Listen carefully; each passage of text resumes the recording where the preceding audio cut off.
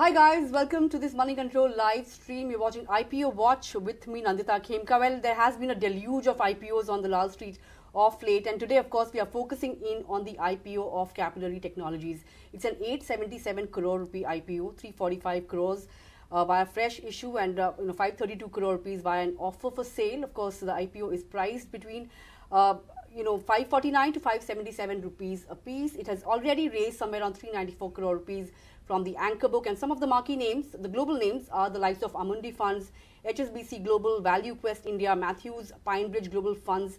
Among the global investors, and we have marquee domestic names participating by the anchor book as well. SBI Mutual Fund, ICICI Prudential Mutual Fund, Kotak Mahindra AMC, Axis Mutual Fund. These are among the domestic names that have participated. Now, joining us in our studios is the management to take us through the post-listing roadmap, future expansion plans, etc. Aneesh Reddy Boddu, MD and CEO of the company, right here with me in our studios. Aneesh, lovely chatting with you. First of all, congratulations. You've got a good response via the anchor book. Gives you a lot of confidence, and of course also the fact that you guys have reduced the IPO size. Tell us the rationale behind that, and of course this whole participation via the anchor book. Does that build on to the confidence? Right. Thanks, Nandita, for having me here today. Answering your question on, I think we've spent the last 2-3 months now meeting a lot of the institutional investors. We were also in Ahmedabad, Rajkot, Bombay, and Bangalore for the retail roadshow. So it's been a great learning experience. It's been life has been very kind in terms of the response we've got. Some of the best global funds and some of the best MFs in India have participated in the anchor book and will hopefully participate in the main book as well. You spoke about us cutting the IPO size down, right? So through the first half of the year, the business generated about 55 crores of free cash, operating free cash flows about 55 crores, and we felt that we initially filed with 430 crores. Yeah. We felt we probably won't use all the 430, which is why we cut it down to 345. Also, what ended up happening was a bunch of investors, early investors in Capillary who wanted to sell initially, again came back saying, can we sell less? And anyway, the team and me and the team are not selling anything. Yeah. So we said fine, right? So that's why the secondary also came down in that sense. So yeah. But hoping, with the kind of anchor book that's shown interest, and I'm hoping it goes well. Yeah, we're wishing you all the best for that. But let's talk about the business as well. Of course, loyalty and customer engagement, that's the core of focus of the business, right? The revenue largely comes from subscription fees, correct me if I'm wrong. Can you walk us through how the full stack loyalty platform really works? First, for the benefit of our viewers. Perfect. So we play in the loyalty space. So I mean, if you've flown in Indigo recently, they talk about blue chip. Yeah. Please sign up for blue chip. So blue chip runs on us. Or if you've gone to any of the Tata Group brands, they give you these new coins, right? After every purchase, you accumulate them. You can spend them anywhere. New coins also runs on Capillary. Or if you go to any Aditya Birla fashion or lifestyle brands, again they give you points. So that's the stack that runs on us. So we do all the way from signing you up, on the website or in the store, to then every transaction, basically your points earn, burn, you get rewards, you get tiered up to a silver, gold, platinum. All of that whole stack, we're a one-stop place where just use us and you don't need to think about loyalty or customer engagement again. Right? So that's what we do for. And what happens with and typically these are very long engagements, right? So typically customers sign up with us for 3, 5, 7 years at least. Having said that, our annual churn is only 5 to 7%, which means on an average the customer stays probably 15 to 20 years. Right? So we charge customers an annual or a quarterly subscription. I mean, it's usually an annual subscription, but paid quarterly in most cases. So in that sense, you have great visibility on revenue for, and we today work with 19 of the Fortune 500 and 2 of the Fortune 10, right? So very large brands globally work with us. So yeah, that's Sure. that's how we make I money. just want to break it down to your, geographical breakup as well. Your focus or the bulk of the revenues come from the North America market, right? Much higher than what it was 2 years ago. Is this a conscious pivot? And what is the game plan to improve revenues across Southeast Asia, including India? Because India is one market where revenues haven't been as good as the other regions. What has been the reason behind that, and how do you plan to bring it up to speed or up at par with other markets? Right. So we started with India back in 2008, right? So India has been our oldest market, and we have some of the best brands, right? If you look at the Tatas, Indigo, Birla Fashion, Puma, Vishal Mega Mart, Sports India, yeah. Puma, Metro, like pick any vertical, the best in the brand, best in the. So we do have very good customers in India, and India continues to grow well for us. What happened with us was we opened the US and Europe in COVID. Till then, we were largely a India, Middle East, Southeast Asia focused play. And in COVID, we realized that the Western markets are far more resilient to shocks, right? And that's when we said, okay, we should. So you will see that there's been a steep growth on the US Europe side in revenues in the last 3-4 years. Yeah. But absolute numbers wise, even Asia has grown, even India has grown. And what happened with us was if you look at the last 2-3 years, we've started getting featured in the top 2 in all analyst reports globally. Yeah. Once US started happening, a lot of the US analysts like Forrester, Gartner, Everest, etc. Started looking at the product, and we now rated 1 or 2 on almost all analyst reports globally, which then makes a lot of these large US enterprises say this is a better software. It's less risky if you're on a big analyst report. Yeah. So that just led to a big spurt on new customers. We've also done some acquisitions in the US. So as a combination, that's worked. But India is still, the ambition in the company is to build a product leader globally from India. So we're very Indian at heart in that sense. So India is very important for us. Sure, India is important, but you said that you've made a bunch of acquisitions. How many of them have turned accretive till now? And where would you focus on when it comes to your next acquisition? Would it be India? So let me answer that. So we acquire competitors. Because what we've realized is we have. If you look at any of these analyst reports, we have the best tech platform out there. And so we buy books of business from competitors and migrate those customers over onto our platform, right? So usually loyalty has been a lot of agencies in the loyalty space which run at a 10%, 15% gross margin. Our software runs at a 65% gross margin, right? So when you acquire someone, migrate them over, you'd see this big improvement in contribution margins from, so that's been the model. So we've done 4 acquisitions till now. 3 of them have fully migrated. 3 of the cohorts have fully migrated onto the platform. 1 we did only in May, so it's very early. It takes about 2 years to migrate. We have some of this data in the RHP as well. So typically post-migration, whatever you buy starts generating about a 40% free cash. Okay. 40% contribution margin. And we typically pay anything between half to 1.5 times revenue. Okay. So if you do the math, in less than 5 years, you tend to get the... So for us, because we're not taking any product risk, our acquisitions have been very accretive. Okay. All 3 of them have been fairly accretive. The 4th one we did recently. Now, the model is that, so we tend to buy companies between half to 1.5 times revenues. You should be able to migrate them. So if you find something in India, why not? Okay, great. So India is a potential target when it comes to acquisitions as well. Yeah. What about your customer acquisition cost? I think Right. that forms around 18% of the revenue. How do you see the trends panning out going forward? And of course, as you mentioned, catering to 19 Fortune 500 companies. Any forward-looking targets that you would like to share with us? Of course, no guidance as such, but I can give you some backward numbers. Hopefully that'll, so when we filed our DRHP, we were working with 16 Fortune 500 customers. That was 2 quarters ago. Yeah. Today we work with 19. Right, so we are definitely signing up good large brands on an ongoing basis. Now, what really helps us is because we are in the top 2 globally, a lot of RFPs come into our inbox. Literally, we have a page on our website which says, have an IPO. Have a RFP. And people just ping us, right? So there's some data from the DRHP as well. 65% of our all new business comes referred to us because you're just such a strong brand in the space that any of these large enterprises, when they want to do something, ask someone and they eventually get referred to you, right? So, and that's kept our cost of sales very controlled.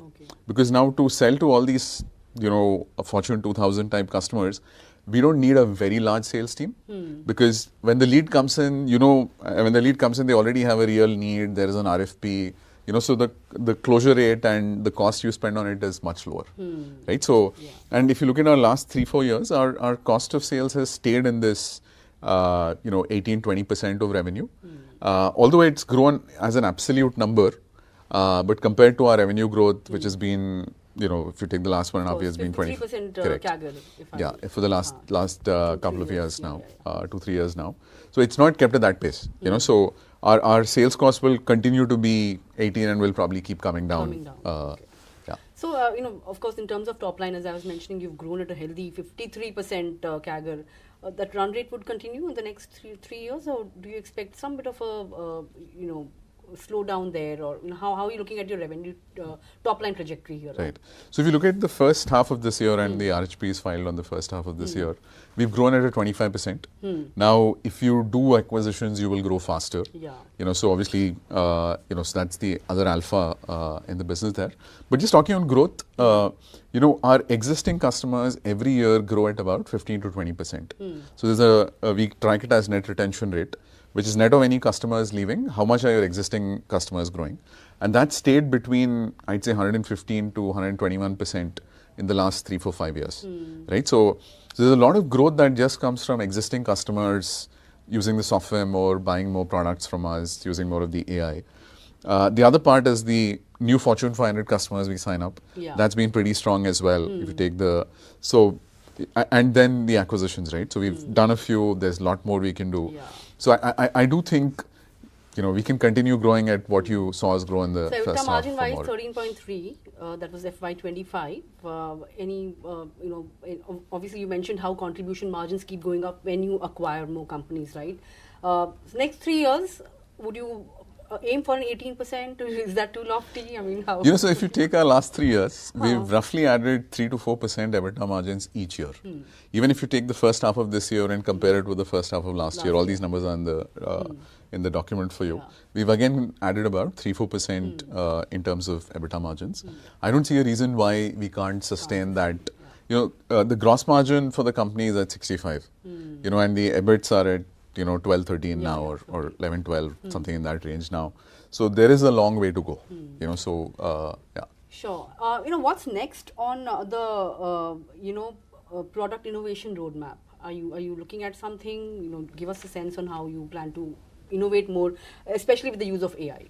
Right. So we really win in global markets because of the depth of product. Right? We are considered to be in the best products out there. Right. So, which means that you have to keep that edge going, right? So we spend roughly about 18% of our revenues today on our product and engineering.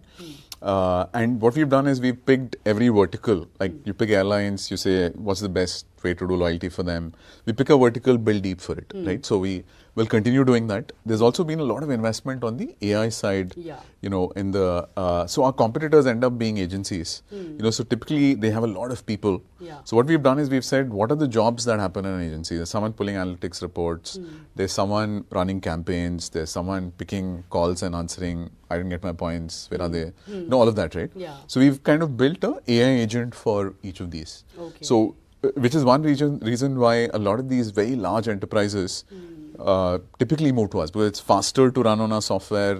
You need a much smaller team to run on our software as well. So we'll continue investing on the AI side and then building deeper for verticals. I don't know what you consider as risks to your business, but all the reports that I was going through, they mentioned that your top 10 clients accounted for over 40% of your revenues in the first half of FY26. Are you plan to reduce this dependency, diversify in terms of your client mix? How do you address this risk that has been flagged off about your company? Right. So there's been a lot of growth in the last 2 years, as you see, and we've won a lot of these Fortune 500 customers for the first time as we've gone into the US, right? Because the Fortune 500 is a global, and US companies are much larger, so they. And as you can see, we are adding more Fortune 500 customers each year, right? So as that pool grows, you will, in fact, if you just see H1 of last year to H1 of this year, the contribution, because you're adding more to the base of larger customers. And I do think as you go ahead, you will see this trend of the top 10% coming down continue for a... Okay. Sure. I know, of course, profitability is something that I haven't discussed yet. Of course, you turned profitable in FY25 itself. Going forward, are you fairly confident that you will maintain this profitability, or could there be, some, variations here and there? So if you look at the business at an EBITDA standpoint, we are already double-digit, 11 to 13% in that in the last few years and quarters. Now, last year was for the full year net profit positive. This first 6 months were also net profit positive. And if you can see, we're moving about 3-4% on net profit up each year, right? So, so I think the trajectory will continue going forward. But more importantly, in a business like ours and globally in SaaS, SaaS businesses are known for generating a lot of cash. Because you charge upfront, people pay you for the full year upfront. And more importantly, like in our case, we're also acquisitive. So there is a little bit of depreciation and amortization between how much cash we generate and what gets reported as net profit. Is this, and which is, so if you look at how much cash we generated in the first half, on the 360 crores of revenues, we did about 55 crores of free cash. Although the net profit is very little. Because what sits in the middle is, depreciation and amortization of acquisitions from the past. And we'll continue to generate that kind of cash, right? So, yeah. All right. Just one question on competition. How defensible is your model vis-a-vis your competitors? I mean, what is it that sets you apart from them? Right. So, we are a global product company. We hope to build the best in at least one space from India, right? That's what we really want to do. So we do compete with the largest in the world. We do compete with a Salesforce. That's one side of competition. Now, we win against them because a lot of these products tend to be more platform-like. They're not verticalized for each vertical, right? We tend to be very vertical specific, very deep, which is why some of these, the 19 Fortune 500s tend to want to buy with us and work with us. The bigger set of competition you see is the agencies, because loyalty is marketing and most marketing started in agencies, right? So there actually it's just, if you need 10 people to run something, you need one on the Capillary side, right? So that's the kind of benefit they see. So I think we have enough competitive advantages. And AI is only making it better for us. Okay, so in terms of vertical as well, just going through the details that I have, the newer verticals like healthcare, BFSI, they've shown a good growth, right? From 16% to 46% of revenue in 2 years. Any newer verticals that you are tapping? Right. So we keep, till 2020, till COVID came, we used to focus only on retail. So retail was 90% of business till FY20 for us. And when COVID hit is when we realized that, you can't be it's great to be a single on one vertical, right? So we've basically picked, every year we picked 1 or 2 verticals and built for it. So we picked conglomerates first. So we today work with the Tatas and a bunch of other conglomerates in Asia. We then picked oil and gas. We work with, some of the largest oil and gas companies in the world. Then we picked, healthcare. We work with the largest healthcare company in the world now, right? So we then picked banking and BFSI. We work with some of the largest banks in the West. So it's been an interesting pick a vertical, build, then start selling that motion. So this year we're building more verticals, so and there's a good way to go there as well. All right. So you're tapping new verticals as well. But before I let you go, any message for your prospective shareholders in terms of how you plan to spruce up your return on equity as well? We saw that your return ratios have also improved along with your profitability and other metrics. So any message that you would like to give to your prospective shareholders? I think the last few years, all the way from FY23 till now, if you see, there's been good growth on EBITDA's revenue as well as net profits through the period. And I think there's enough momentum in the business and enough of an opportunity. Loyalty is a $17 billion space. We are today at less than 1,000 crores in revenues, right? So there's a long way to, lots of growth left. And as a product company, there's lots of leverage in the, only about 30% of our revenues grow, costs grow with revenue. Everything else is actually like productized, right? So it grows with just inflation. Okay. So there's a long way to go in that sense. So hoping to have make value for everyone who wants to be part of the company. Since we are talking, I just one question cropped up in my head. Of course, you've cut down your IPO size, and you've also earmarked certain amounts for different purposes. But do you think this amount will suffice? How long will this amount suffice for your expansion? Would you be compelled to tap the market once again for fundraise going forward? If yes, any timeline in mind for that? So if you look at the business, we're generating about 55 crores of cash. If you look at the last 2 years put together, we've generated another 50 crores of cash.